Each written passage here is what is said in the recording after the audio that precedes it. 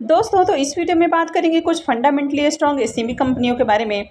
तो चलिए जानते हैं कि क्या इसमें बाई करना चाहिए या फिर नहीं करना चाहिए। अगर आप बाई करते हैं तो इसमें आपका क्या रिस्क हो सकता है। तो इससे पहले कि मैं वीडियो को शुरू करूं, अगर आप इस चैनल पर पहली बार विजिट कर रहे हैं या फिर आपने चैनल अब तक सब्सक्राइब नहीं किया है तो चैनल को सब्सक्राइब कर लें और वीडियो को भी लाइक कर दें। तो सबसे पहले जिस कंपनी के बारे में बात करने वाले हैं, अगर आप इसके मार्केट कैप को देखें तो इसका मार्केट कैप 67.5 करोड़ का है। स्टॉक के प्राइस को देखें तो अभी ये 30 रुपीज़ के अराउंड आपको ट्रेड करते हुए देखने को मिल रहा है। स्टॉक के पी को देखें तो 28.2 का है, यानी कि ज़्यादा महंगे प्राइस के ऊपर नहीं देखने को मिल रहा है। इसके आरओसी और आरओई को देखें तो ये ज़्यादा अट्रैक्टिव नहीं है। कंपनी के ईयरली नंबर्स को देखें तो सेल्स के अंदर ईयर ऑन ईयर आपको जंप देखने को मिली है, यानी कि कंपनी के सेल्स बढ़ते हुए देखने को मिले हैं। कंपनी के अगर प्रॉफिट की भी बात करें तो फाइनेंशियल 21 में कंपनी जहां मात्र 7 लाख का प्रॉफिट बना रही है, फाइनेंशियल 22 में बढ़ के 54 लाख का प्रॉफिट हो जाता है। फाइनेंशियल 23 के अंदर देखें तो 62 लाख का प्रॉफिट है और अभी 2 करोड़ 39 लाख का कंपनी ने प्रॉफिट बनाया है। तो प्रॉफिट के अंदर अच्छी ग्रोथ देखने को मिली है। कंपनी के ईयर ऑन ईयर रिजर्व को भी देखें तो रिजर्व के अंदर भी अच्छी खासी ग्रोथ आपको देखने को मिल रही है। फाइनेंशियल 21 में जहां कंपनी के पास 7 करोड़ के अराउंड आपको रिजर्व देखने को मिला, फाइनेंशियल 22 में बढ़ के 8 करोड़ हो जाता है। फाइनेंशियल 23 के अंदर देखें तो 48 करोड़ के अराउंड आपको इसका रिजर्व देखने को मिला है और अभी करेंट फाइनेंशियल ईयर में देखें तो ये 50 करोड़ हो गया है। तो रिजर्व के अंदर अच्छी जंप आपको देखने को मिली है।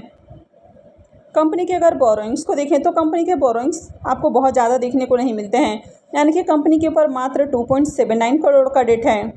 तो पिछले साल कंपनी के ऊपर जहां 3.41 करोड़ का डेट था, वो अभी देखें तो 2.79 करोड़ देखने को मिल रहा है। तो कंपनी के डेट भी पहले से कम हुए हैं।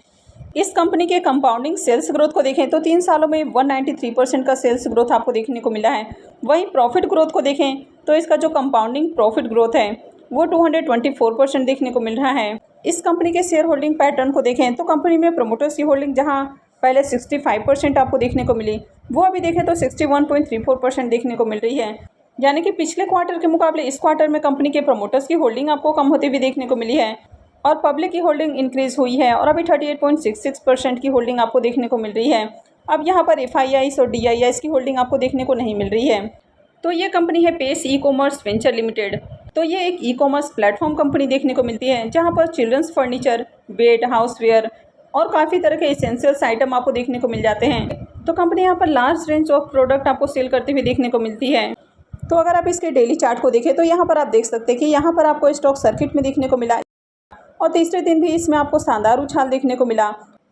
इसके अगर आप मंथली चार्ट को देखेंगे तो ये जो कंपनी है ये 104 रुपये के अराउंड आपको लिस्ट होती हुई देखने को मिली है और कुछ दिनों तक इसमें 2 से 3 दिनों तक इसमें लगातार आपको तेज़ी देखने को मिली है, लेकिन उसके बाद स्टॉक के अंदर लगातार आपको गिरावट देखने को मिली है। और यहाँ पर आप देख सकते हैं कि एक मंथ के अंदर आपको कितनी बड़ी कैंडल देखने को मिल रही है, यानी कि काफ़ी बड़ा कैंडल आपको देखने को मिला है, यानी कि पूरे एक मंथ इसमें लगातार गिरावट देखने को मिली है। उसके बाद भी देखें तो लगातार 3 महीने आपको गिरावट देखने को मिली है। अभी काफ़ी दिनों तक स्टॉक आपको एक ही रेंज में ट्रेड करते हुए देखने को मिल रहा है और अभी देखें तो यहाँ से बाइंग आ रही है। अब आपने कंपनी को देखा कि कंपनी के फाइनेंशियल्स आपको अच्छे देखने को मिले हैं।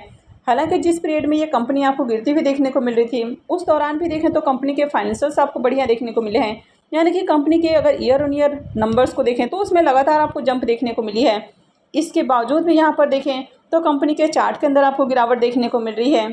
अब इस सेमी कंपनियों में ऑपरेटर काफ़ी एक्टिव रहते हैं, वे जैसे चाहें इसको मूव करवा सकते हैं। अब आपने देखा कि ये जो कंपनी है 50 करोड़ से भी कम मार्केट कैप वाली कंपनी है, तो ऐसे में ऑपरेटर जैसे चाहें इसको मूव करा सकते हैं, यानी कि यहाँ पर लगातार अगर उनकी ओर से सेल ऑर्डर देखने को मिलता है तो ऐसे स्टॉक में लगातार गिरावट देखने को मिलती है।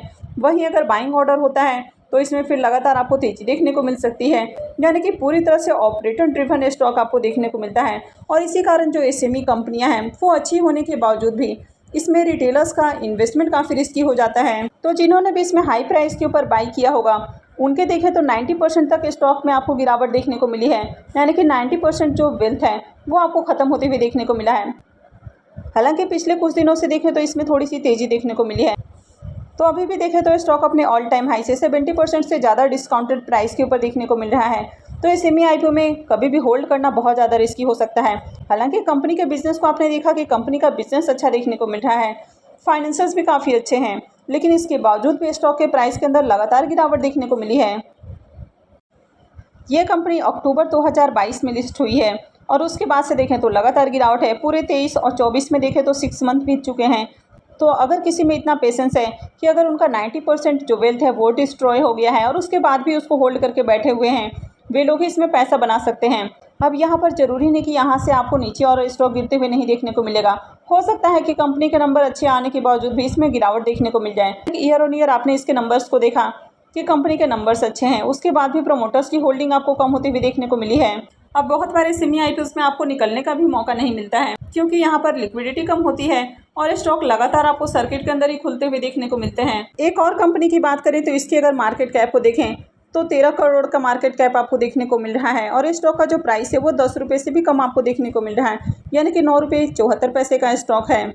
इसके पी को देखें तो 9.74 का है, यानी कि स्टॉक भी अभी आपको सस्ते प्राइस के ऊपर देखने को मिल रहा है। इसके भी आरओई और आरओसी को देखें तो ज़्यादा अट्रैक्टिव देखने को नहीं मिल रहा है। इस कंपनी के ईयरली नंबर्स को देखें तो कंपनी के सेल्स को देखें तो सेल्स के अंदर आपको जंप देखने को मिली है। हालांकि यहाँ पर फाइनेंशियल 24 के अंदर के देखें तो अब तक आपको यहाँ पर नंबर्स देखने को नहीं मिल रहे हैं, यानी कि यहाँ पर आपको मात्र 6 महीने का ही नंबर देखने को मिल रहा है। तो जो ये सेमी कंपनियाँ होती हैं ये क्वार्टरली नंबर जनरेट नहीं करके हाफ ईयरली नंबर जनरेट करती हैं, यानी कि 6 महीने में इनके आपको फाइनेंशियल्स देखने को मिलते हैं। तो यहाँ पर 6 मंथ में देखें तो 8.50 करोड़ का आपको सेल्स देखने को मिला है। कंपनी के अगर प्रॉफिट को भी देखें तो फाइनेंशियल 21 में देखें तो कंपनी 72 लाख का प्रॉफिट बना रही है।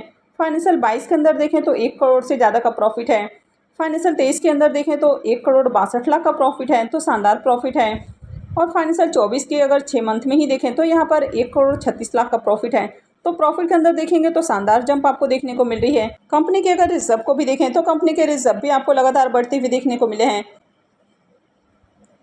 वहीं अगर कंपनी के बोरोइंग्स की बात करें तो कंपनी के बोरोइंग्स पहले के मुकाबले कम हुए हैं, यानी कि फाइनेंशियल 23 के पीरियड के अंदर कंपनी के ऊपर जहां 9.5 करोड़ के अराउंड आपको डेट देखने को मिला है, वो अभी देखें तो 1.28 करोड़ देखने को मिल रहा है। हालांकि आगे के नंबर्स आने बाकी हैं।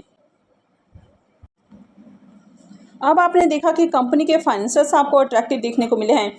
अब अगर आप यहाँ पर प्रमोटर्स की होल्डिंग को देखें तो प्रमोटर्स की होल्डिंग अभी आपको 20.53% देखने को मिल रही है, जबकि पहले अगर प्रमोटर्स की होल्डिंग को देखें तो 73.53% है। तो प्रमोटर्स की होल्डिंग के अंदर बहुत ज़्यादा गिरावट आपको देखने को मिली है और पूरी की पूरी जो होल्डिंग है वो किसके पास जा रही है, वो सारी की सारी पब्लिक के पास जा रही है। यानी कि पहले जहां पब्लिक की होल्डिंग 26.47% थी, वो अभी देखें तो 79.47% हो गई है।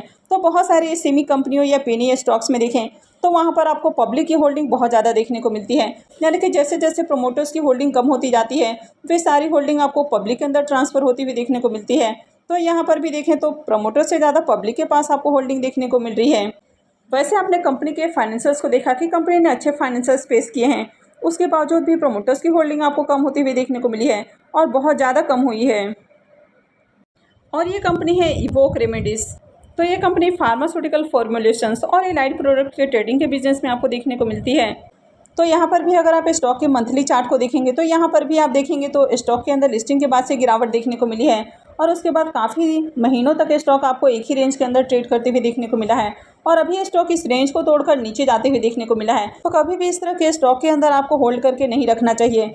अब यहाँ पर भी देखें तो मोर देन 60% जो वेल्थ है वो डिस्ट्रॉय हो चुका है और स्टॉक अपने ऑल टाइम हाई से काफ़ी नीचे आपको ट्रेड करते हुए देखने को मिला है, यानी कि 25 रुपीज़ के ऊपर करीब ये कंपनी आपको लिस्ट होते हुए देखने को मिली थी और अभी देखें तो कंपनी 9 रुपये 74 पैसे के अराउंड आपको देखने को मिल रही है। तो इसमें भी आपने देखा कि कंपनी नंबर अच्छे दिखा रही है, इसके बावजूद भी यहाँ पर कंपनी के प्राइस के अंदर आपको गिरावट देखने को मिली है। और प्रमोटर्स की होल्डिंग को देखें तो प्रमोटर्स की होल्डिंग बहुत कम आपको देखने को मिली है, ऑलमोस्ट जो पूरी की पूरी होल्डिंग है वो पब्लिक के पास ट्रांसफ़र होती हुई देखने को मिल रही है। तो इस तरह के भी ये स्टॉक में लॉन्ग टर्म के लिए होल्ड करना काफ़ी रिस्की हो सकता है। हो सकता है कि नीचे के प्राइस से इसमें आपको जंप देखने को मिल जाए, थोड़ी तेज़ी भी देखने को मिल जाए, लेकिन इस तरह की जो कंपनियाँ हैं ये काफ़ी रिस्की कंपनियाँ होती हैं, तो यहाँ पर होल्ड करना काफ़ी रिस्की हो जाता है और इसीलिए मैं एसएमई आईपीओस में आपको होल्ड करने के लिए नहीं बोलती हूँ। वहीं बहुत सारी एसएमई कंपनियां हैं जिन्होंने मल्टीबैगर रिटर्न भी दिए हैं, यानी कि अगर आप उनके चार्ट को देखेंगे तो लगातार आपको हाईयर हाईस ही बनते हुए देखने को मिले हैं, यानी कि प्राइस लगातार आपको ऊपर जाते हुए देखने को मिला है। तो इस तरह की जो कंपनियां हैं ये पूरी तरह से ऑपरेटर ड्रिवन देखने को मिलती है, यानी कि फंडामेंटल के बेसिस पर यहाँ पर ट्रेडिंग नहीं की जाती है, यानी कि ऑपरेटर यहाँ पर अपने अकॉर्डिंग इसके जो शेयर्स हैं उसको मूव करवाते हैं। बहुत सारे जब एसएमई आईपीओस के आप रिव्यू को देखते हैं कि कंपनी बहुत अच्छी आपको देखने को मिलती है, यानी कि कंपनी का बिजनेस मॉडल अच्छा है, आईपीओ का एंकर लिस्ट बढ़िया देखने को मिलता है। तो बहुत सारे लोगों का ये सवाल होता है कि क्या इसमें लॉन्ग टर्म के लिए होल्ड किया जाए। अब यहाँ पर भी आप देख सकते हैं कि लिस्टिंग के बाद कितनी बड़ी आपको गिरावट देखने को मिली है, यानी कि लिस्टिंग के साथ ही स्टॉक आपको सर्किट में देखने को मिल जाते हैं। तो इसलिए सेमी आईपीओ में इन्वेस्टमेंट काफ़ी रिस्की हो जाता है। तो अगर आपको इन्वेस्ट करना है तो आपको मेन बोर्ड आईपीओ के जरिए जो कंपनियां मार्केट के अंदर लिस्ट हुई है तो उनमें आप इन्वेस्टमेंट कर सकते हैं। यानी कि अगर कंपनियां अच्छे नंबर ला रही हैं, यानी कि क्वार्टर ऑन क्वार्टर अच्छे नंबर जनरेट कर रही है, तो उसमें आप लॉन्ग टर्म के लिए जा सकते हैं। तो आई होप कि आपको जानकारी अच्छी लगी होगी। तो अगर आपने इस वीडियो को अब तक लाइक नहीं किया है तो वीडियो को लाइक कर दें और चैनल को भी सब्सक्राइब करके रखें। और वीडियो को अंत तक देखने के लिए आप सबका बहुत बहुत धन्यवाद।